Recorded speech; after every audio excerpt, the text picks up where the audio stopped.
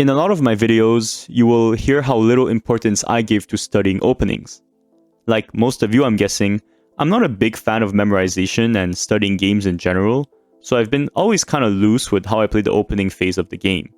And I rarely get punished for it. I kept improving through just playing the game, and the few times I had attempted to study openings resulted in very marginal gains. But since I'm a sucker for ELO, I decided to spend a week memorizing the openings I play. And originally, this video was just supposed to be me complaining that I had wasted a week of my life studying chess openings, thinking that 1 or 2 extra book moves were not going to help me at all when I make most of my mistakes in the middle and endgame anyways. But since you read the title, you probably know that didn't happen. This is episode 1 of Anything for ELO, the series where I try strategies to improve at chess and rank them on a tier list based on how effective they were. 1 week is not a lot, so I decided to narrow down the openings I learned. Instead of learning 25 openings poorly, I decided to focus on the 7 I faced the most. QGD, QGA, the Slav, the King's Indian Defense, the Scotch, the Spanish, and the Italian. You can probably guess I play the Queen's Gambit and e4, e5 from this assortment of openings. And if you play League or fighting games, you will know that playing a few openings well is much better than playing a lot of openings poorly. That being said, there's probably an opening repertoire that allows for even fewer variations. For one, if I had to restart my journey, I'd absolutely play the Caro-Kann against e4 instead of e5. If you watch Levi Rosman, you probably already play c6, and for a very good reason. This is a very solid opening, and you avoid some of the annoyingly sharp e4 lines like the Ruy Lopez exchange. But since I was already experienced with e5 and did not want to repeat my c5 arc, which lost me about 200 elo, I decided to stick to e5. Another pitfall I wanted to avoid was to memorize lines instead of ideas. After all, I did not want to end up like this guy. I know I bring him up a lot, but that's because I'm a jealous hater of the fact that he got to play Magnus, and I will never be granted that opportunity.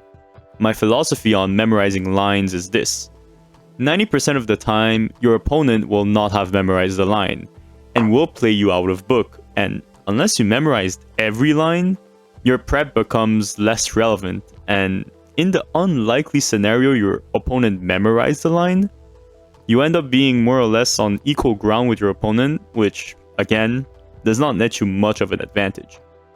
This is not to say memorizing lines is always a bad idea.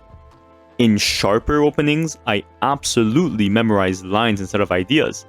I have the entire England Gambit committed to my memory since I was tired of losing to it. And now, it's almost a free win every time my opponent tries it. Before we get to the results, I want to announce I now have a Discord server with my notes I took during my week studying openings available on there. Do note there is no moderation on it, so this might backfire, but I have a lot of trust in my community, and again, this might not be a great idea. Link in the description. Also, like and subscribe while you're at it, but let's move on to the results. I logged in data from 200 games in total, 100 before I spent a week studying, and the last 100 games played after that week. I recorded the amount of moves played, the result of the game, the opening played, and most importantly, who went out of book first, and what was the evaluation once they did. But it is unclear what constitutes an out of book move. For example, is this move out of book? The engine here definitely favors white by a significant amount, and you probably won't see this being played at the Super GM level ever. But there are people who learned the England Gambit and have these lines memorized. Even if it isn't exactly sound, personally, I still consider this to be a book move. It's too subjective to judge by myself when a player plays something outside of theory. So I will use the Lichess database and count the first move that is not in the database as the first out-of-book move. This is by no means perfect, since the database contains some less than perfect moves in there, but I find it sufficient for our purposes since really I just need an endpoint to the opening stage of the game that isn't too subjective. Now we can simply count how many times I went out of book first and compare the results, right? Not so fast. In this position, Black chooses to castle, and the evaluation remains at 0.4 despite it not being a move in the database. Does that mean Black played a bad move? Not at all. Castling here is very sound and solid, and the evaluation agrees. This is the reality of the opening section of most amateur games. 8 out of 10 games result in an opening stage that does not give a significant advantage to either player. But what amount of centipond advantage qualifies as significant? This is subjective to each player, obviously. Some will call 0.4 significant, and others will find -2 basically an even game. I will choose to cut it at 1 or -1 since it's a nice round number, and it's an advantage we can visualize since the engine deems the difference in our position to be roughly equivalent to 1 pawn. The verdict? Before studying openings, 73 of my games had an evaluation smaller than 1 at the first out-of-book move. AKA, neither player managed to seize a significant advantage from theory. Out of the remaining 27 games, I had the advantage in 20 of them. What about after studying? Well, it's kind of depressing. 77 of the games did not matter, which is to be expected since one of the players was playing more theory than before, and out of the 23 remaining games, I had the advantage in 19 of them. This really seems like I proved my point that learning openings will only very marginally improve your game and won't be significant enough to gain you any elo. But I gained 82 elo from this journey and achieved a new peak rating of 1805. Some of you might say that's from my experience playing a few hundred games, but I promise you, I've played thousands of games before, and these sessions more often than not end in me losing elo, not reaching a new peak. So what gives? From here, it's mainly speculation. The point of this series is to show just how difficult the problem identification process of improvement is. I never thought of playing openings loosely as a problem, and the statistics seem to also point in that direction as well, all except one.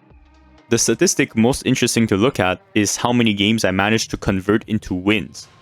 Out of the 20 games I had the advantage in before studying, I only won 11 of them, and out of the 19 games I had the advantage in after studying, I managed to win 12.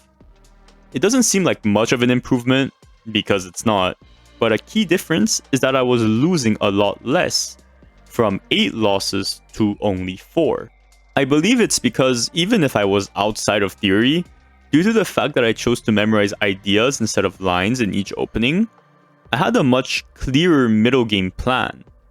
In the previous section, I discarded the games where neither player had an advantage after theory, but even in those games, studying openings was still beneficial to me, finding the correct positional ideas more easily. Another advantage not to be ignored is the time advantage. Since I was improvising plans on the spot much less than before, I ended up having a time advantage in most of the games I was playing, which was an absolute first for me since time management is usually my absolute worst skill set. But again, this is all speculation. I could be completely wrong, and turns out I just had a few lucky games, or my mood was better and I avoided playing tilt chess. Nevertheless, I was generally feeling a lot more confident when playing the middle game, and punishing my opponent when they clearly did not see the plans I was going for was definitely satisfying. Without further ado, it's time to rank this exercise in terms of productivity. Since this is the first installment of this tier list, I will be modest and place it in the B tier. It was definitely a worthwhile time investment, since I will probably play these ideas for the rest of my life until I decide to learn new ones, but I felt like for an entire week of effort, gaining 40 elo to reach a new peak was not that worth it. After all, that could have just been one lucky win streak. In total, I might have gained 82 elo, but this is only about 40 elo above my previous peak, and I don't know, it just doesn't seem that worth it. Let me know what I should try next in the comments. As always, thank you for watching.